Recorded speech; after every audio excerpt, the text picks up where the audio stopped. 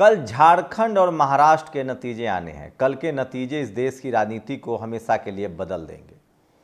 कल नरेंद्र मोदी का भविष्य तय हो जाएगा, कल राहुल गांधी का भविष्य तय हो जाएगा, कल इंडिया गठबंधन का भविष्य तय हो जाएगा।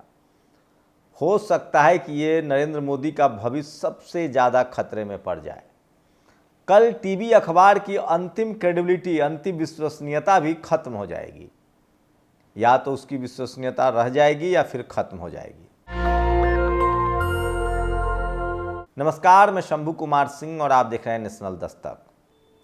टीवी अखबार इस देश में सबसे अविश्वसनीय हो चुका है। भारत की मीडिया पर कोई भरोसा नहीं करता है, खासकर जो SC ST OBC 90% आबादी है, जो शोषित वंचित समाज है, और अब मुस्लिम समाज भी उस पर बिल्कुल भरोसा नहीं करता है। सबको लगता है कि टीवी और अखबार सरकार का भोंपू है, सरकार का गुणगान करता है। जैसे राजाओं के दौर में राज दरबारी होते थे, दरबारी कवि, वैसे ही ये दरबारी मीडिया है जो सरकार के कहने पर बोलती है, सरकार के कहने पर चुप रहती है, सरकार जो कहे वही बोलती है। ये लोगों का परसेप्शन है। हाल के दिनों में इसी तरह के परसेप्शन और कई लोगों के बारे में बना है, लेकिन आज बात करूंगा एग्जिट पोल की और ओपिनियन पोल की। ओपिनियन पोल इसलिए बनाया जाता है ताकि किसी पार्टी के पक्ष में चुनावी माहौल को बनाया जा सके। लोगों से राय ली जाती है, खासकर स्पेसिफिक टीवी में अखबार वाले पैसा लेते हैं और वो उसी तरह के लोगों से जाते हैं, मिलते हैं जो उनकी जिस पार्टी से उन्होंने पैसा ले रखा है उसी तरह की बात बोले। ये ओपिनियन पोल होता है। उसके बाद होता है एग्जिट पोल। एग्जिट पोल दरअसल हाल के दिनों में पहले ओपिनियन पोल का ज़्यादा असर था, एग्जिट पोल का कोई मायने नहीं था, क्योंकि एग्जिट पोल जो होता है वो वोट के समय हो जाता है। वो एग्जिट पोल जब आता है तो वोटिंग खत्म हो चुकी होती है, उसका कोई असर नहीं पड़ता है। पहले ओपिनियन पोल का ज़माना था, टीवी अखबार को पैसे दिए जाते थे, ओपिनियन पोल अपने पक्ष में करवाया जाता था।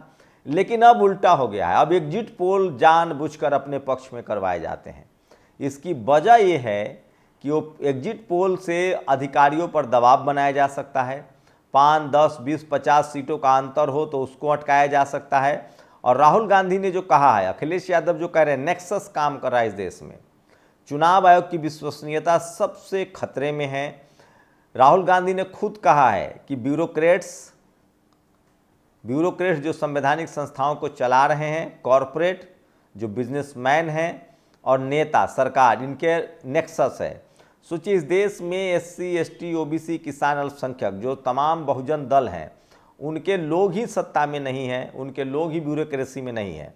इस देश में जिनके हाथ में मीडिया है, जिनके हाथ में जुडिशियरी है, जिनके हाथ में ब्यूरोक्रेसी है, जिनके हाथ में बिजनेस है, वही लोग जुडिशियरी में हैं, वही लोग चुनाव आयोग में हैं। तो एग्जिट पोल कौन बनाता है? वही लोग जिनकी सत्ता है। दरअसल ये सत्ता RSS की है, ये सत्ता BJP की है।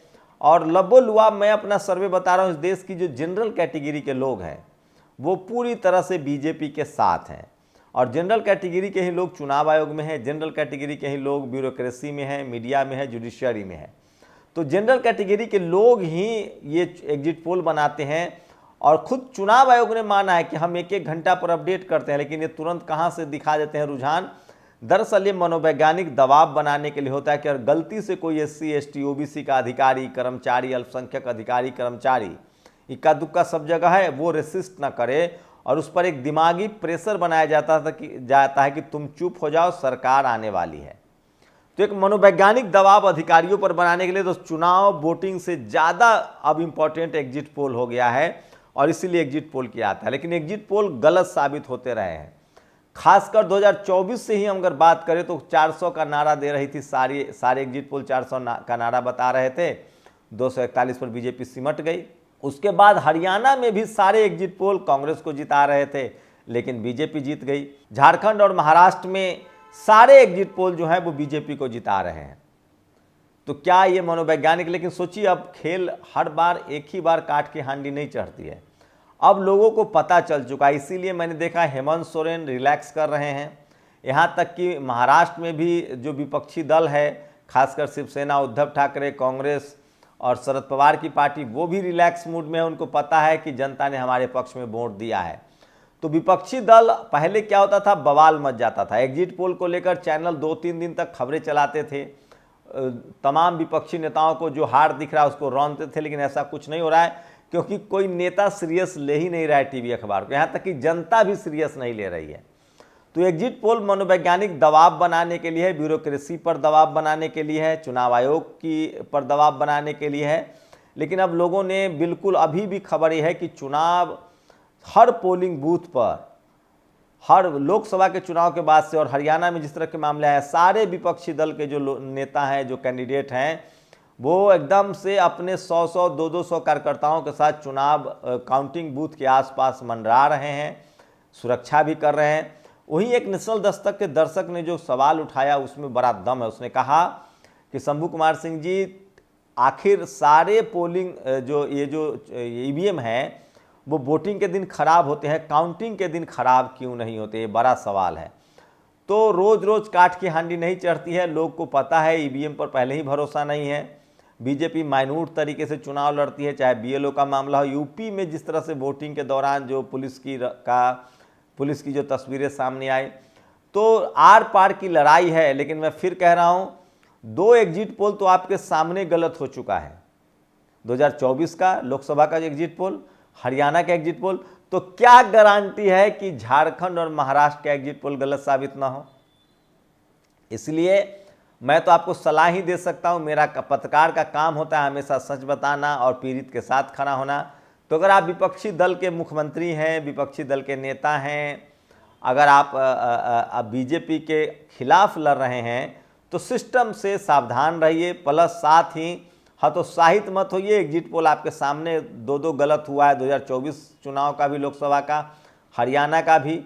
तो क्या झारखंड और महाराष्ट्र का एग्जिट पोल गलत साबित होगा, ये सबसे बड़ा सवाल है। तो मैंने आपको बताया कि ओपिनियन पोल क्यों किया जाता था, एग्जिट पोल क्यों किया जाता था, और अब ओपिनियन पोल का पहले ज़्यादा महत्व था, क्योंकि चुनाव से पहले लोगों में एक हवा बनाई जाती थी। तब लोगों को मीडिया पर भरोसा था, लोग मीडिया पर भरोसा करते थे, अखबार पर भरोसा करते थे। मीडिया लिखती थी कि फलाना पार्टी जीत रही है, तो लोगों को लगता था कि चलो जीत रही है। 10% ट्रांसफरेबल वोट होता है। जैसे कुछ लोग होते हैं कहते हैं कि हम इस पार्टी के साथ हैं, कुछ लोग कहते हैं हम इस पार्टी के साथ हैं। 10-20% जो लोग होते हैं वो हवा देखते हैं कि जो जीत रहा होगा उसी को वोट कर देंगे। तब वो मीडिया का वो दौर था जब लोग मीडिया पर भरोसा करते थे। लेकिन अब तो उस पर भरोसा ही नहीं है। अब तो मीडिया जिसके बारे में कहती है कि ये दल जीत रहा है, तो लोगों को लगता है कि ये पैसा खाए हुए हैं, और साथ ही लोगों को लगता है कि ये बिका हुआ है। तो मीडिया ने अपनी विश्वसनीयता खो दी है। तो ओपिनियन पोल का इसलिए वैल्यू खत्म हो गया। ओपिनियन पोल से लोग का ट्रांसफ़र इधर से उधर होना बंद हो गया। यहाँ तक कि मामला उल्टा पड़ गया। अगर कोई मीडिया अखबार कहे कि कोई पार्टी जीत रही है, तो लोग कहते हैं कि अरे ये तो, इसको तो हरा ही दो। इसलिए अब सारा जो फोकस किया जा रहा है वो एग्जिट पोल पर। एग्जिट पोल में, ताकि शुरू में आप सोचिए 2-3 दिन पहले ही बता दिया जाए कि बीजेपी जीत रही है झारखंड में और महाराष्ट्र में, तो मानसिक असर पड़ेगा अधिकारियों पर, कर्मचारियों पर, डीएम, एसपी, कलेक्टर पर। और आप ये भी जानते हैं ब्यूरोक्रेसी, कॉरपोरेट और नेताओं का कैसा नेक्सस है। ब्यूरोक्रेसी में कौन लोग बैठे हुए हैं, चुनाव आयोग में कौन लोग बैठे हुए हैं, SC, ST, OBC, किसान अल्पसंख्यक के लोग हैं नहीं। तो ये उन वैसे अधिकारियों पर भी प्रेशर बनाता है जो SC, ST, OBC से हैं, जो चाहते हैं कि सब कुछ फेयर हो, ईमानदारी से हो। तो उन पर भी दबाव रहता है कि ज़्यादा कुछ नहीं बोले सरकार, तो उनकी आने वाली है, तो बाद में हम नप जाएंगे। और उनका आत्मविश्वास ज़्यादा बढ़ जाता है। उनका आत्मविश्वास ज़्यादा बढ़ जाता है जो लोग इस तरह के गड़बड़ी करते हैं और जिनको लगता है कि इसकी सरकार आनी चाहिए। तो ये बड़ा सवाल है। वही चुनाव आयोग खुद कह रहा है कि हम हर घंटे अपडेट नहीं करते हैं। तो शुरुआती जो रुझान दिखाया जाता है वो जानबूझकर एक और मेंटल प्रेशर बनाने के लिए।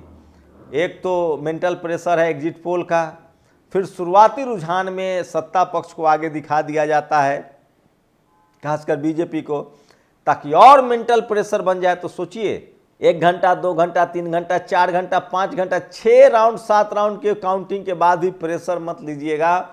चुनाव बूथ पर डटे रहिए, काउंटिंग देखते रहिए, अपडेट करते रहिए, और तमाम जो ईवीएम को लेकर जो सचेत किया गया वो भी। इसलिए अनिल यादव ने भी एक बड़ा सवाल उठाया कि सोचिए अमेरिका में वोटिंग होती है और काउंटिंग शुरू हो जाती है, जबकि वहाँ ईवीएम से ही वोटिंग नहीं होती है। भारत में ईवीएम लाया गया था कि तुरंत जल्दी चुनाव होगा, सहूलियत होगी, काउंटिंग जल्दी होगी। लेकिन सोचिए 1-1 महीना चुनाव कराया जाता है और 2-2 दिन ईवीएम रेस्ट करता है। मतलब 20 को चुनाव खत्म हुआ है तो 23 को गिनती हुई, तो ये 2 दिन का रेस्ट क्यों है? तो ये तमाम सवाल है। लेकिन मैं फिर कह रहा हूँ, एग्जिट पोल पर भी अब कोई भरोसा नहीं कर रहा है। मानसिक दबाव बनाने की स्थिति है। एग्जिट पोल एक साजिश है। तो क्या कल मिरेकल होगा, फिर चमत्कार होगा? क्योंकि ज़्यादातर SC ST OBC किसान अल्पसंख्यक के लोग बीजेपी से नाराज हैं। अब मैंने कहा था कि चुनाव ऐतिहासिक है। अगर कल महाराष्ट्र झारखंड बीजेपी हार जाती है तो नीतीश कुमार, चंद्रबाबू नायडू और चिराग पासवान सोचेंगे, दोबारा कंसीडर करेंगे इस सरकार को समर्थन देने के लिए, क्योंकि उनको भी मुसलमानों का, दलितों का, पिछड़ों का वोट चाहिए, नहीं तो उनकी पार्टी खत्म हो जाएगी। हरियाणा में बीजेपी इसलिए जीत गई थी क्योंकि वहाँ हुड्डा फैमिली से नाराजगी थी, SC OBC फैक्टर था। लेकिन ये बात झारखंड में नहीं है। झारखंड में खुद आदिवासी मुख्यमंत्री हैं, वो SC ST OBC की बात कर रहे हैं तेजी से। कई सारे वो सत्ता में भी है, मैया योजना भी लाए हैं। तो झारखंड में हेमंत सोरेन के हारने की कोई संभावना दिख नहीं रही है। जिस तरह से SC ST OBC अल्पसंख्यक ने पोलराइज होकर वोट किया है, ये एक बड़ा फैक्टर है। तो उनका हारने की संभावना तो दिख नहीं रही है। ये सबसे महाराष्ट्र में बात करें तो शिवाजी की मूर्ति टूटने के बाद बीजेपी को बहुत मुश्किल हो रही थी। तो मराठा भी, वहाँ जनरल कैटेगरी के लोग भी बीजेपी के खिलाफ हैं। SC ST OBC भी बीजेपी के नेचुरली खिलाफ हो रहा है, क्योंकि उनके संविधान कुछ ले जा रहे हैं, नौकरियां नहीं दी जा रही है, हर जगह जातिवाद मनुवाद हावी है, अल्पसंख्यक वोट दे नहीं रहा है।